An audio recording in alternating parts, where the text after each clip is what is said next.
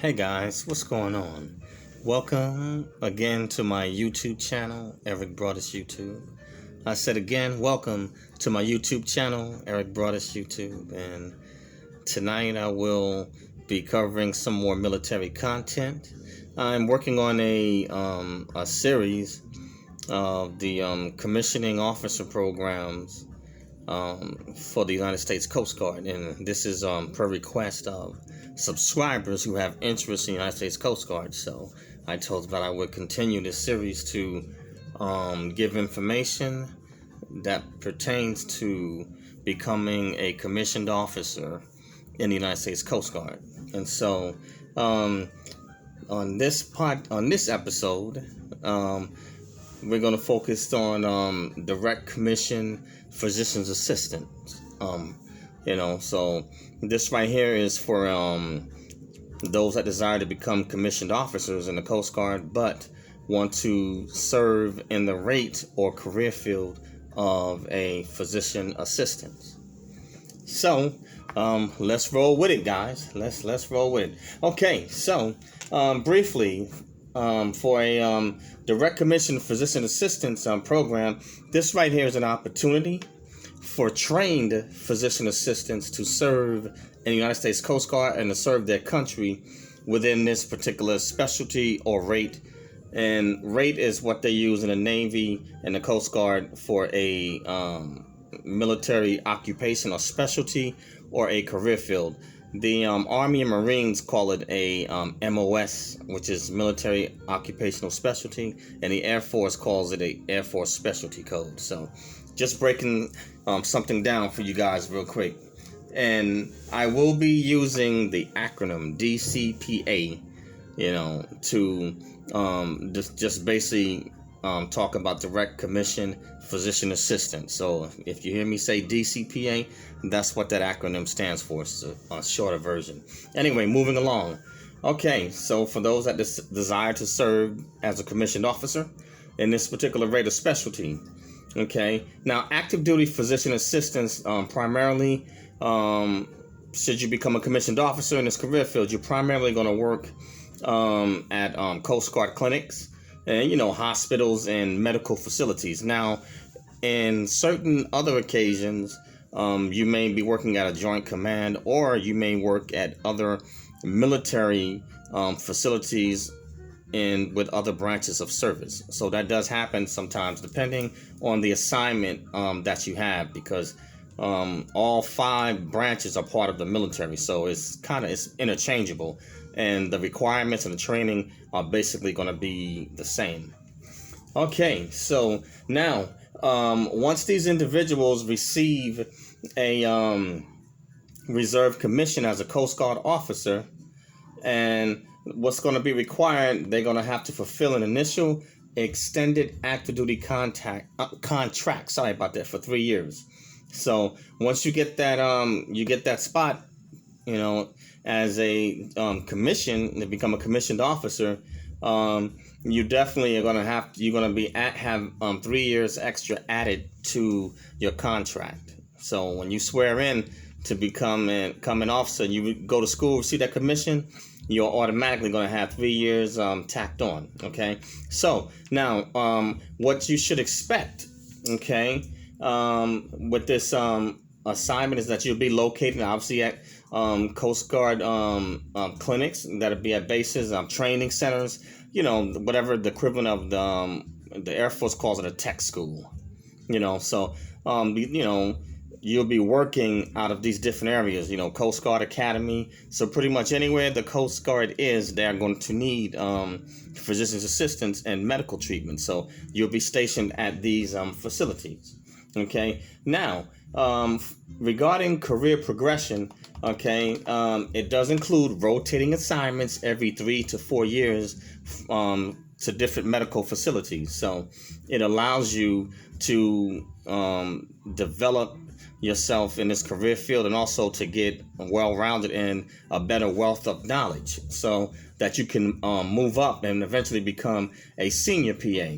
Now for those that become senior physician assistants, they have the opportunity to obviously be in medical administration, force manager, and instructor position. So that means anything from possibly running a hospital under your command, and managing at a strategic level, and also being able to teach and instruct on this particular career field. And so there are certain perks that obviously come with these positions, and as you progress in rank and gain seniority, some of these duty assignments, especially for the medical field, period, in the military, the bonuses are pretty fat. So, that's something that to take into consideration, along with being a commissioned officer. Them officers get paid. So, kudos to those that decide to serve in the officer corps. That's a smart move, that they get paid and live pretty well in any branch of service.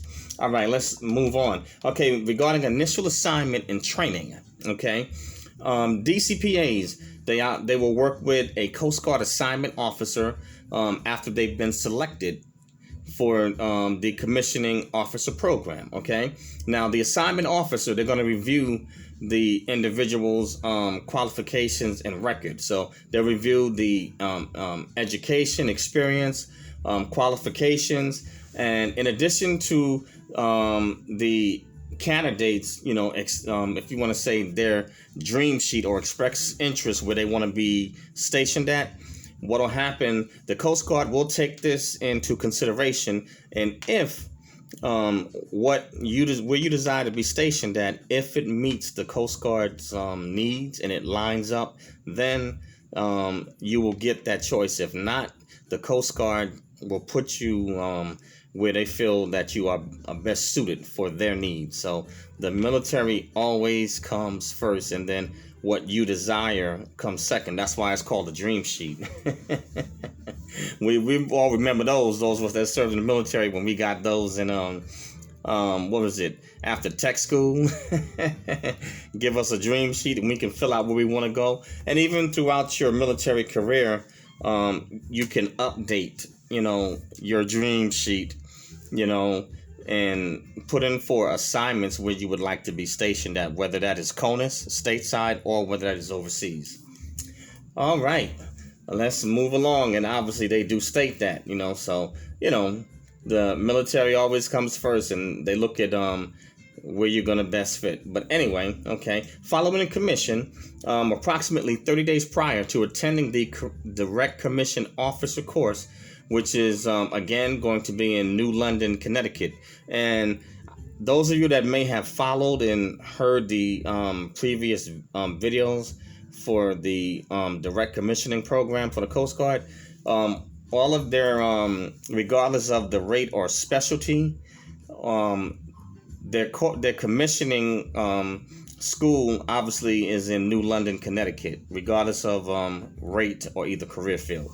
Okay, new officers will execute their permanent change of station order. So basically, once you become commissioned and graduate the school or the academy, what will happen is that you will be issued PCS orders.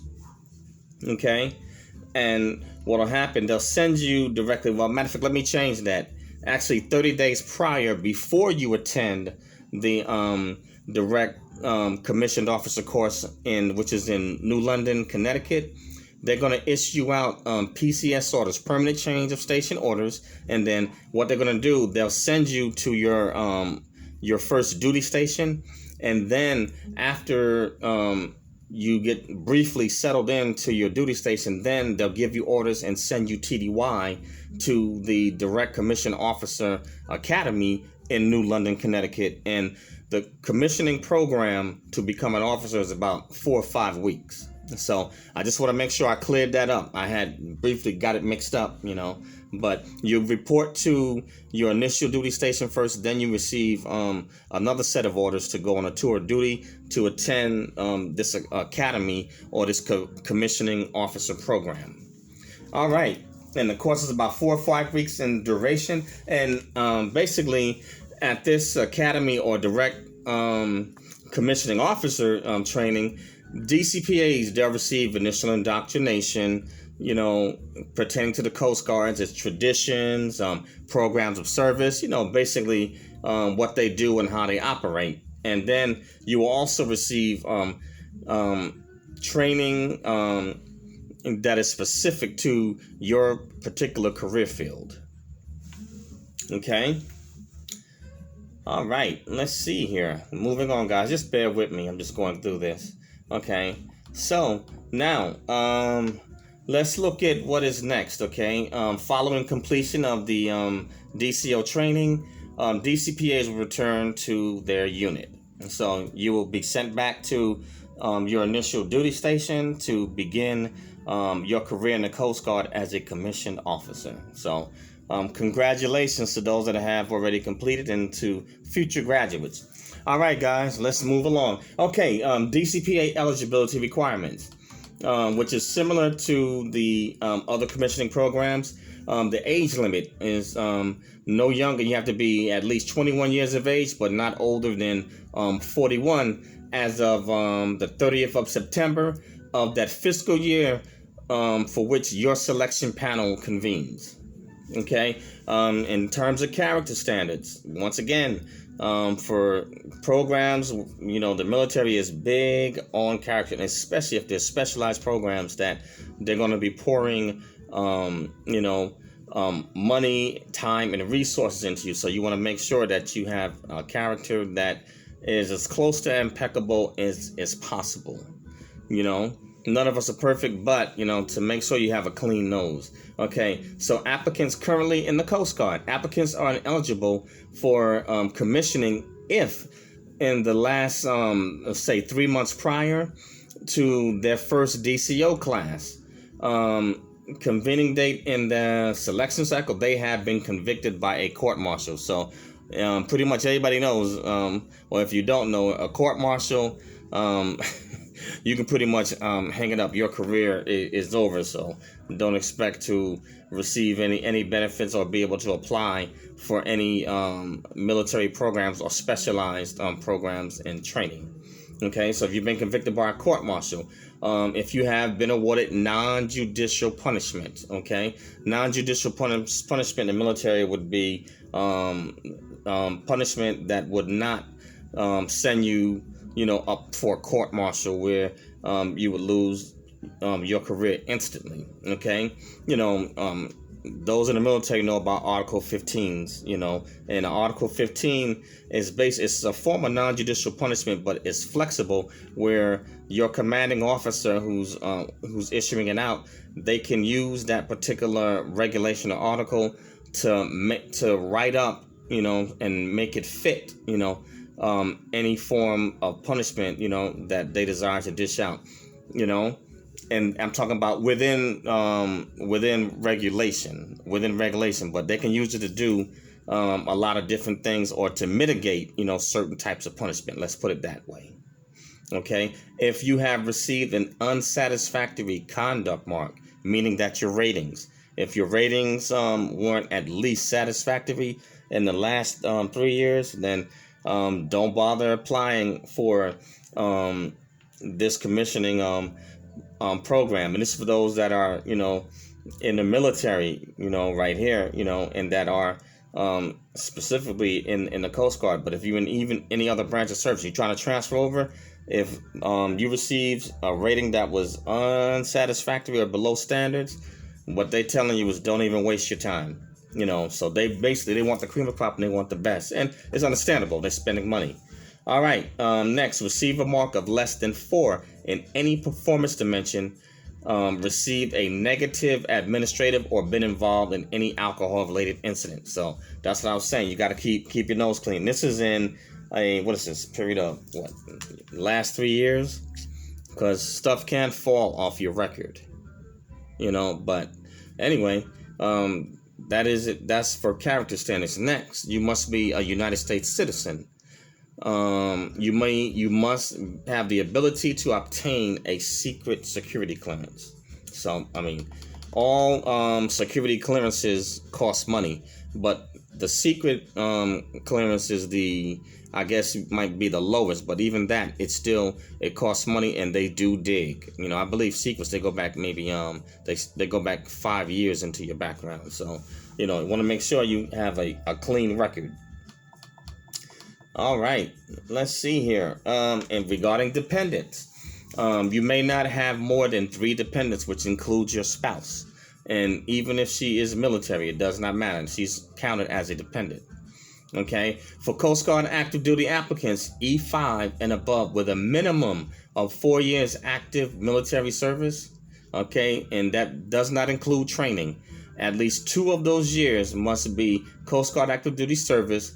You have to have had sole or primary custody of your dependent. So out of the 4, basically 50%. 2 years must, 50%. 2 years, you must have had sole custody of your dependents. And all eligible applicants, you have to provide a dependent care plan with indefinite general power of attorney. Now, why do they require this? Well, sometimes in the military, they may have to deploy you or send you on certain assignments. You may have to go on remote assignments where your family is not allowed to come, and you have to serve out that assignment by yourself. So they need to make sure that your dependents, will be properly cared for, and they are placed in the hands of someone that is responsible. So they need to see this up front before they bother investing any money or resources in you. They need to know that you have these priorities in order, that they are taken care of, because the military did not issue you a family. So it is your responsibility to make sure that you handle your business. All right. Education, you must have at least a bachelor's degree or higher from an accredited college or university, and before commissioning date have successfully completed a physician associate or assistant program course approved by the Accreditation Review Commissioning on Education for the physician assistant. And that is specific for this career field. Okay, in terms of financial obligations, okay, you have to meet all financial obligation, and you must not have a debt to income ratio in excess of 80% of the projected income that you will make as an officer upon graduating. And this will be in the grades of 01, 02, and 03. So if you have a debt income ratio that exceeds 80% of what those 3 grades make, you automatically disqualified. So you got to have your finances in order, and amongst these 3 grades, you will receive those upon your commission, depending on your level of training and experience. So depending on how much experience you have as a physician assistant already, will decide, where you will place and what grade they will award you as an officer. Next, you may not have filed for bankruptcy in the last 10 years. See, financial obligations, okay? Student loans, okay? Applicants must disclose to their recruiter any loan payments that are in deferment and the anticipated date and amount of repayment of those loans. So have your finances in order, else this right here can disqualify you from this commissioning program. Okay, there will be an interview. So direct commissioning physician assistance applicants, they must receive the recommendation of a Coast Guard interview board, and this interview board consists of 3 Coast Guard officers. Okay, let's see. Military service is not necessarily required. Okay, in the case that it is, maximum service, have less than 10 years of non-Coast Guard active duty military service, and have less than 14 years of previous service creditable towards retirement in another branch of the armed forces or the reserves as of the date you get commissioned. Okay, next, let's see, for Coast Guard officers, okay, let's see, ADPL officers, basically meaning that if you're in the Coast Guard and you have a line number for promotion, okay, applicants currently holding a commission in the Coast Guard or Coast Guard Reserve who are on the active duty promotion list are not eligible to apply. And basically, you already have a commission, and you're getting ready. You're already on a promotion list, so you don't need to go into another Coast Guard commissioning program as an officer. What I would probably think that with like most military programs, you may be able to, once you become a commissioned officer, after you serve a certain amount of time, you may be able to transfer and maybe switch career fields, but then you would have to be reclassified and retrained. But anyway, for those that are on a promotion list and already have a commission as an officer in the Coast Guard, you cannot apply. You're already being promoted, and you already are an officer. All right, let's see. Okay, for those that are inactive, are reserve officers that are on the inactive duty promotion list. Okay, if you meet the eligibility criteria, you can apply for this commissioning program. Next, commissioned officers. If you have been separated or removed from active duty from any branch of service as a result of non-selection for promotion, you could not extend in your military career, or integration. You may not apply for any Coast Guard commissioning program. So this automatically disqualifies you. They want the best. So if you couldn't get promoted and for whatever reason you weren't able to extend in your military career, Coast Guard is saying it's a no-go. Okay, conditional release. Now, what a conditional release is for, it is for those that are serving in other branches of service that want to transfer into the Coast Guard, and they want to become a commissioned officer in the Coast Guard. So you need a DD Form 368. You need to have that filled out, and that goes for active duty and reservists. So you have to have that, and you have to have it assigned by your commander in that specific branch of service to release you to leave that branch of service and to be able to go into the Coast Guard's commissioning officer program. Okay, let's see. Release approval period. Okay, the release it shall be valid, okay, at a minimum through the date of which the applicant is applying, okay, for commission.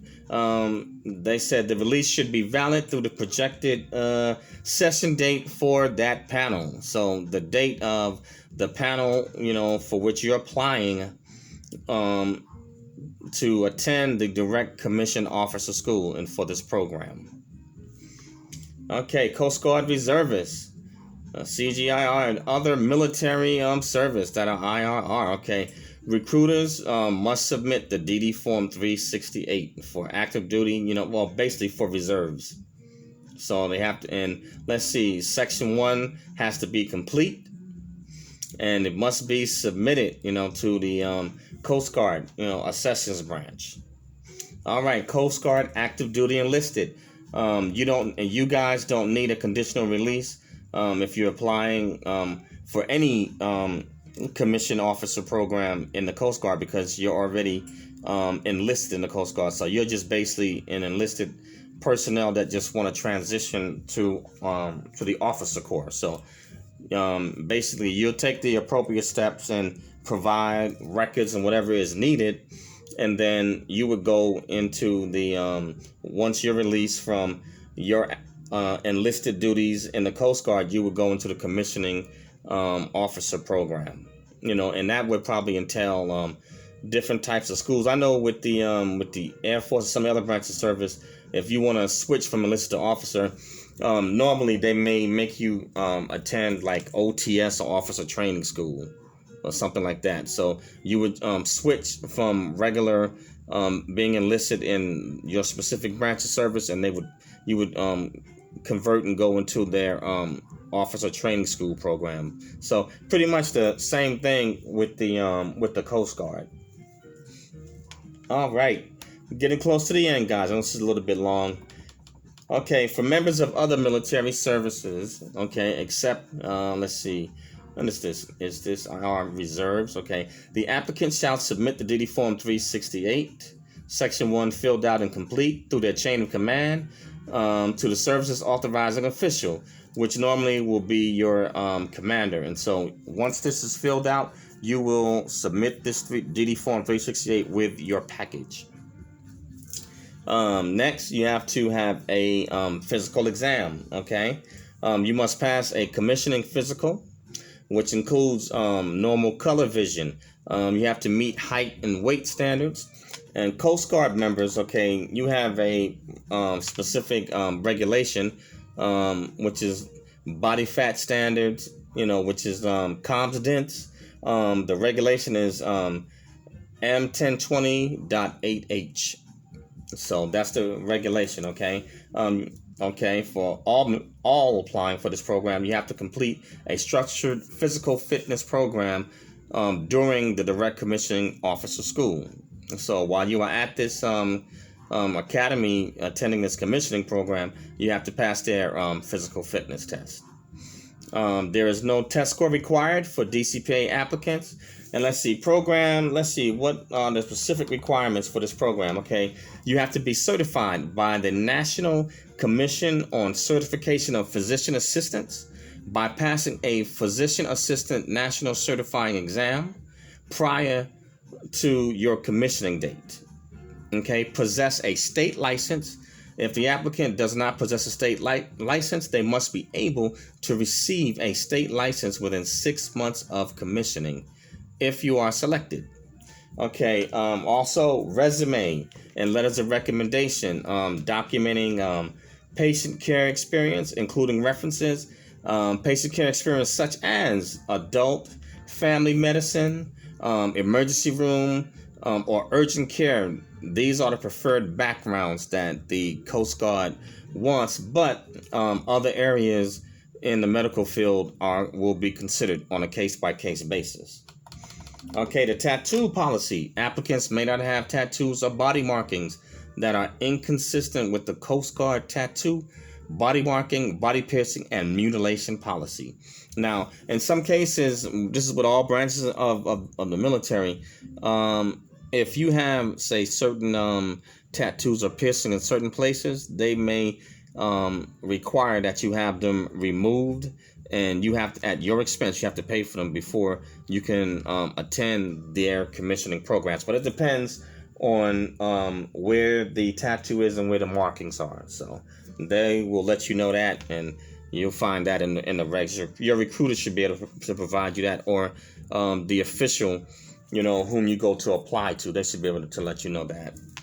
Okay, the reporting guide, DCO reporting guide. Okay, applicants must have read and understood the DCO pre-reporting guide. So it's a manual. It's probably going to just to help get you prepared and know what to expect when you attend the commissioning program or academy, in the Coast Guard. So you'll be prepared. All right, we're pretty much at the end. DCPA terms of service and appointment grade. Applicants will receive a commission and a 3-year extended active duty contract. Okay, the selection panel will determine the appointment grade of each selectee. Okay, selected applicants upon commission, you either receive the grade of 01 ensign, or either should be a lieutenant, 02, or I believe this is I think a first lieutenant is 03 in the Coast Guard or Coast Guard Reserve. So, anyway, I hope this wasn't too long-winded for you guys, but normally when you have to give out technical information, it can be a little bit tedious or kind of boring. And if I missed anything and you guys caught it, please leave it in the comments and let me know, and I will be glad to go over and correct anything that I may have missed. But this right here is another program to become a commissioned officer in the United States Coast Guard, and this is for physician assistants, this specific rate and career field. But thanks, guys, for listening. I thank you for your time. And the name of my channel is Eric Broadus YouTube. That's EricBroadus YouTube, or ericbroadusyoutube.com. And I also have a podcast called Snacks Thoughts. That's SNAKZTHOUGHTS. Snacks Thoughts. And you can find my podcast on Anchor, Spotify, Spreaker, Apple Podcasts, iTunes, Listen, SoundCloud, Radio PBM, and a host of other social media platforms. So please subscribe to my YouTube channel, subscribe to Snack's Thoughts, and smash the like button. And if you don't like this, like the video, hey, hit the unlike button, leave comments. Either way, you are entitled to your opinion. You know, everybody's entitled to have a say. And smash that bell to become a subscriber. But subscribe to both Eric Brothers YouTube and Snack's Thoughts. Share it with your family, friends, enemies, frenemies. You know, share it, spread it, push it out. All right, guys? That's all I have for this video. And I will see you on the next one. And I will be continuing this series. I should have maybe 2 more, or maybe not more than 3 more sections to cover for the Coast Guard commissioning program of 2 or 3 other career fields. But I will have other content coming out besides military content, and I will also be covering military content. But stay tuned, guys, and stay tuned for my episodes on Snack's Thoughts podcast. All right, guys, that's all I have for this. Thank you for listening and spending time, and thanks to all my subs. Peace and have a good evening.